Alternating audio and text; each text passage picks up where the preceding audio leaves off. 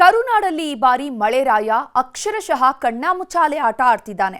ಒಂದ್ ಕಡೆ ಮಳೆ ಸುರಿದ್ರೆ ಬಹುತೇಕ ಕಡೆಗಳಲ್ಲಿ ಭೀಕರ ಬರಗಾಲ ಆವರಿಸಿದೆ. ಬೆಳಗಾವಿ ಜನರಿಗೆ ಮಹಾರಾಷ್ಟ್ರದ ಮಳೆ ತಂಪೆರೆದ್ರೆ ಬಹುತೇಕ ಜಿಲ್ಲೆಗಳಲ್ಲಿ ಹನಿ ಮಳೆ ಆಗ್ತಾ ಇಲ್ಲ.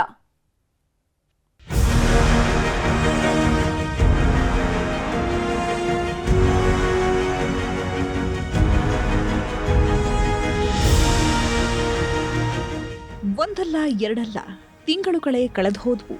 ಹತ್ತಾರು ಮಳೆಗಳು ಬಂದಂತೆಯೇ ಕಣ್ಮರೆಯಾಗಿ ಹೋದ್ವು. ಆರಿದ್ರ ಮಳೆ ಬಂದು ಹೋಗಿದ್ದೇ ಗೊತ್ತಾಗ್ಲಿಲ್ಲ. ಪುನರ್ವಸು ಮಳೆಯಂತೂ ಹನಿ ಮಳೆ ಸುರಿಸಲಿಲ್ಲ. ಪುಷ್ಯ ಮಳೆ ಕೂಡ ಕೈಕೊಟ್ಟಿದ್ದಾಯ್ತು. ಹೀಗಾಗಿ ದಿಕ್ಕು ಕಾಣದಂತಾದ ಜನ ಊರೂರಲ್ಲೂ ಕಣ್ಣೀರಿಡುತ್ತಿದ್ದಾರೆ. ಪೂರ್ವ ಮುಂಗಾರಿನಲ್ಲಿ ಬಿತ್ತಿದ್ದ ಬೆಳೆಗಳನ್ನೆಲ್ಲ ತಮ್ಮ ಕೈಯಾರೆ ನಾಶ ಮಾಡ್ತಿದ್ದಾರೆ. ಕುಡಿಯೋ ನೀರಿಗೂ ಪರದಾಡೋ ಪರಿಸ್ಥಿತಿ ನಿರ್ಮಾಣವಾಗಿದ್ದು ಬದುಕೋದು ಹೇಗೆ ಅನ್ನೋ ಚಿಂತೆಗೆ ಬಿದ್ದಿದ್ದಾರೆ. ಮಳೆಗಾಲ ಏನೋ ಶುರುವಾಗಿದೆ, ಆದ್ರೆ ಮಳೆ ಮಾತ್ರ ಬರ್ತಿಲ್ಲ. ರಾಜ್ಯದಲ್ಲಿ ಮುಂಗಾರು ಕೈಕೊಟ್ಟಿದ್ರಿಂದ ಹಲವೆಡೆ ಭೀಕರ ಬರ ಆವರಿಸಿದೆ. ಧಾರವಾಡದಲ್ಲಿ ಮಳೆ ಇಲ್ಲದೆ ರೈತರ ಪಾಡು ಹೇಳತೀರದಾಗಿದೆ. ಜುಲೈ ಮೊದಲ ವಾರ ಕೆಲ ಪ್ರದೇಶಗಳಲ್ಲಿ ಅಲ್ಪ ಸ್ವಲ್ಪ ಮಳೆಯಾಗಿತ್ತು. ಇದನ್ನೇ ನಂಬಿ ನವಲಗುಂದ ಭಾಗದ ಕೆಲ ರೈತರು ಬಿತ್ತನೆ ಮಾಡಿದ್ರು. ಆದ್ರೀಗ ನೀರಿಲ್ಲದೆ ಬೆಳೆ ಒಣಗ್ತಾ ಇದ್ದು ಬೆಳೆ ಉಳಿಸಿಕೊಳ್ಳಲು ರೈತರು ಹರಸಾಹಸ ಪಡ್ತಿದ್ದಾರೆ. ಬ್ಯಾಲ್ಯಾಳ ಗ್ರಾಮದ ರೈತರು ಹತ್ತಿ ಬೆಳೆಗೆ ಟ್ಯಾಂಕರ್ ಮೂಲಕ ನೀರು ಹಾಯಿಸುತ್ತಿದ್ದಾರೆ. ಇಲ್ಲಿ ಏನು ಮಳಿ ಇಲ್ಲ ಏನಿಲ್ಲ. ಪೀಕ್ ಅಷ್ಟು ಹತ್ತಿ ನಾಟಿಗೆ ಅಷ್ಟು ಒಣಗಾಕತ್ತಿದ್ದಕ್ಕೆ ನಾವು ಟ್ಯಾಂಕರ್ ತಗೊಂಡ ಅದಕ್ಕೆ 1500 ರೂಪಾಯಿ ದಿವ್ಸಕ್ಕೆ ಬಾಡಿಗೆ ಕೊಟ್ಟ ನಮ್ಮ ಹೆಣ್ರು ಮಕ್ಕಳು ನಾವು ಅಷ್ಟು ಕೂಡಿ ಹತ್ತಿಗೆ ನೀರು ಹಾಕತ್ತೀವಿ. ಈ ಮಳಿ ಇಲ್ಲ ಸಂಕಟಕ್ಕೆ ಏನಾದರೂ ಮಾಡಬೇಕ ಅನಿವಾರ್ಯ ಮಾಡಾಕತ್ತವಿ. ಮತ್ ಬಿಟ್ರೆ ಅಷ್ಟು ಒಣಗಿ ಹೋಗತಿ. ಆ ಸಂಕಟಕ್ಕೆ ಏನಾರ ಒಂದು 4 ದಿವಸ ಬದುಕಿತ್ತಲ್ಲ ಅಂತೇಳಿ ಇದನ್ನ ಮಾಡಾಕತ್ತವಿ. ಮಾಡೋ ಪ್ರಯತ್ನ ಮಾಡಾಕತ್ತವಿ. ಮಳಿ ಅಂಕ್ರಿ ಏಟೇನು ಇಲ್ಲ ಮಳಿ ಅಷ್ಟು ಒಣ್ಣಾದೈತಿ. ಅದಕ್ಕೆ ನೀರು ಹಾಕತ್ತವ ಗಿಡಕ್ಕೆ. ಈಗ ಇದನ್ನ ಲವಣಿ ಹೊಲ ಮಾಡಿವ್ರಿ. 4 ಎಕರೆ ಹೊಲ. ಎಕರೆಕ್ಕೆ 2 ರೂಪಾಯಿ ಬೀಜ. ಈಗ ಗೊಬ್ಬರ ಹಾಕಿವಿ. ಮಳೆ ಇಲ್ಲದಕ್ಕ ಹಾಕಿವಿ. ಆಮೇಲೆ ಈಗ ಬರಗಾಲ ಅಂತ ಘೋಷಣೆ ಮಾಡಿದ್ರು ಇದ್ದವ್ರಿಗೆ ಲವಣಿ ಮಾಡಿದ್ರೆ ನಮಗೇನು ಬರೋದಿಲ್ಲ. ಅದಕ್ಕೆ ಏನೋ ಒಂದು ಪರಿಹಾರ ಮಾಡ್ತೀನಿ ಮಾಡಿ. ಚಿತ್ರದುರ್ಗದಲ್ಲಿ 2 ತಿಂಗಳಿನಿಂದ ಮಳೆ ಮಂಗಮಾಯವಾಗಿದ್ದು ಸಾಲ ಸೂಲ ಮಾಡಿ ಬಿತ್ತನೆ ಮಾಡಿರುವ ರೈತರು ತಲೆ ಮೇಲೆ ಕೈ ಹೊತ್ತು ಕೂರುವಂತಾಗಿದೆ. ಬಚ್ಚಬೋರನಹಟ್ಟಿಯಲ್ಲಿ ಬರೋಬ್ಬರಿ 500 ಎಕರೆಯಲ್ಲಿ ಬೆಳೆದಿದ್ದ ಸೂರ್ಯಕಾಂತಿ ಬಾಡಿ ಹೋಗ್ತಿದೆ. ಬೀಜ ರಸಗೊಬ್ಬರಕ್ಕೆ ಅಂತ ಲಕ್ಷಗಟ್ಟಲೆ ಖರ್ಚು ಮಾಡಿದ್ದ ರೈತರು ಈಗ ಕಣ್ಣೀರಿಡ್ತಿದ್ದು ಚಿತ್ರದುರ್ಗ ಜಿಲ್ಲೆಯನ್ನ ಬರಪೀಡಿತ ಜಿಲ್ಲೆಯಾಗಿ ಘೋಷಣೆ ಮಾಡುವಂತೆ ಒತ್ತಾಯಿಸುತ್ತಿದ್ದಾರೆ. ಕೊಪ್ಪಳದಲ್ಲಿ ಮುಂಗಾರು ಮಳೆ ಕೈಕೊಟ್ಟಿದೆ. ಹೀಗಾಗಿ ದಿಕ್ಕು ಕಾಣದಂತಾದ ಜನ ದೇವರ ಮೊರೆ ಹೋಗಿದ್ದಾರೆ. ಕಾರಟಗಿ ತಾಲೂಕಿನ ಸೋಮನಾಳದಲ್ಲಿ ಮಳೆಗಾಗಿ ರೈತರು ಮಲ್ಲಿಕಾರ್ಜುನ ದೇವರಿಗೆ ಭಜನೆ ಮೂಲಕ ಪ್ರಾರ್ಥಿಸಿದ್ದಾರೆ.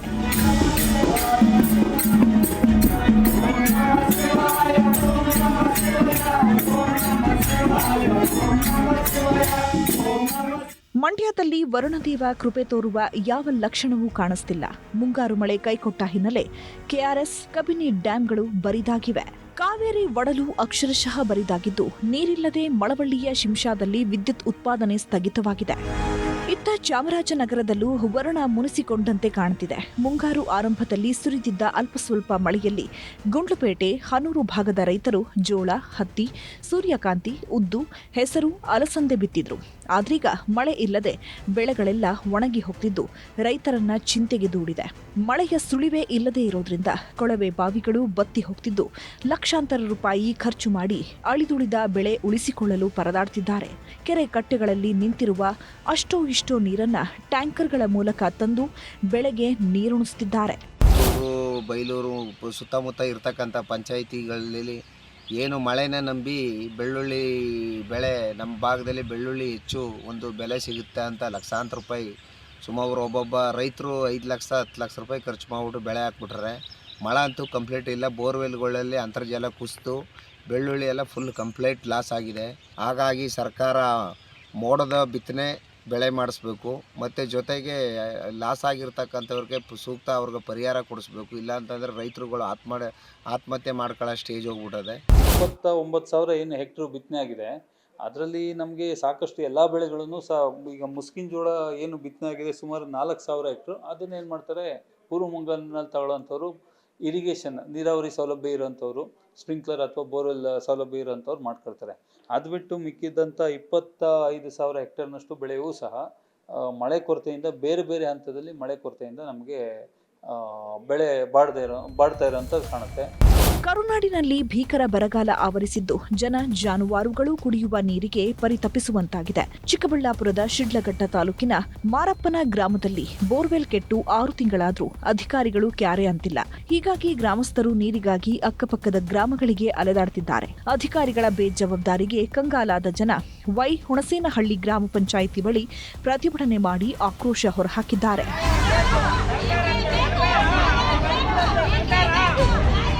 ಒಂದ್ ಕಡೆ ಮಳೆ ಕೈಕೊಟ್ಟಿದೆ, ಇನ್ನೊಂದ್ ಕಡೆ ಕೆರೆ ಕಟ್ಟೆಗಳು ಒಣಗ್ತಿವೆ. ಇದರ ಮಧ್ಯೆ ಈಗ ಮನೆ ಮನೆಗೆ ಬರ್ತಿದ್ದ ಕುಡಿಯೋ ನೀರು ಕೂಡ ಬರ್ತಿಲ್ಲ. ತುಮಕೂರಿನ ಕೊರಟಗೆರೆ ತಾಲೂಕಿನ ನೀಲಗೊಂಡನಹಳ್ಳಿ ಗ್ರಾಮ ಪಂಚಾಯಿತಿ ವ್ಯಾಪ್ತಿಯ ಹೊಸಕೋಟೆ ಗ್ರಾಮದಲ್ಲಿ ಮನೆ ಮನೆಗೆ ಗಂಗೆ ಅನ್ನೋ ಯೋಜನೆ ಅರ್ಧಕ್ಕೆ ನಿಂತು ಹೋಗಿದೆ.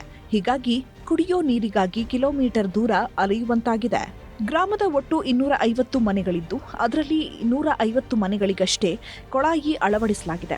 ಅವುಗಳಲ್ಲೂ ಕಳೆದೆರಡು ವರ್ಷಗಳಿಂದ ಹನಿ ನೀರು ಬಂದಿಲ್ಲ.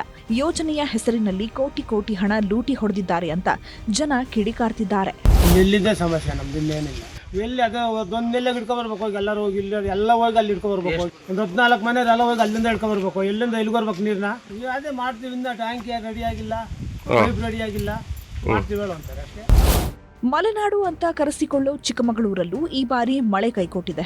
ಜಿಲ್ಲೆಯ ಹಲವೆಡೆ ವರುಣದೇವನ ಸುಳಿವೇ ಇಲ್ಲದೆ ಕೆರೆ ಕಟ್ಟೆಗಳು ಖಾಲಿಯಾಗಿವೆ. ಮಳೆಗಾಗಿ ಅಯ್ಯನಕೆರೆ, ಮದಕದ ಕೆರೆ, ತಪ್ಪಲಿನ ಹಸ್ತಿನಾಪುರ ಗ್ರಾಮಸ್ಥರು ದೇವರ ಮೊರೆ ಹೋಗಿದ್ದಾರೆ.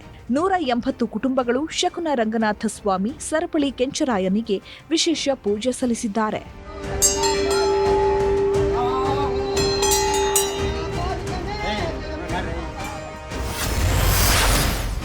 ಒಂದ್ ಕಡೆ ಮಳೆಯ ಚೆಲ್ಲಾಟ, ಮತ್ತೊಂದ್ ಕಡೆ ಮಳೆ ಆರ್ಭಟ.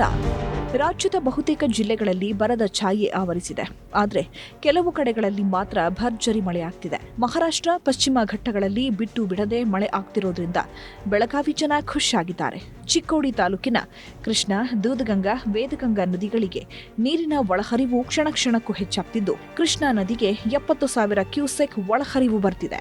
ಇದರ ಪರಿಣಾಮ ಕೃಷ್ಣಾ ನದಿಗೆ ಅಡ್ಡಲಾಗಿ ಕಟ್ಟಲಾಗಿರೋ ಕಲ್ಲೋಳ ಯಡೂರ ಸೇತುವೆ ಮುಳುಗಡೆಯಾಗಿದೆ. ಮತ್ತೊಂದು ಕಡೆ ಮುಲ್ಲಾನ್ಕಿ ಗ್ರಾಮದ ಮಸೂರ್ ಅಲಿ ದರ್ಗಾ ಕೂಡ ಮುಳುಗಡೆ ಆಗಿದ್ದು ನದಿ ತಟದ ಜಮೀನುಗಳಿಗೆ ನೀರು ನುಗ್ಗುವ ಆತಂಕ ಎದುರಾಗಿದೆ. ಉತ್ತರ ಕನ್ನಡ ಜಿಲ್ಲೆಯ ದಾಂಡೇಲಿ ಮತ್ತು ಜೋಯಿಡಾ ತಾಲೂಕಿನಲ್ಲೂ ವರುಣ ಅಬ್ಬರಿಸಿ ಬೊಬ್ಬಿರಿತಿದ್ದಾನೆ.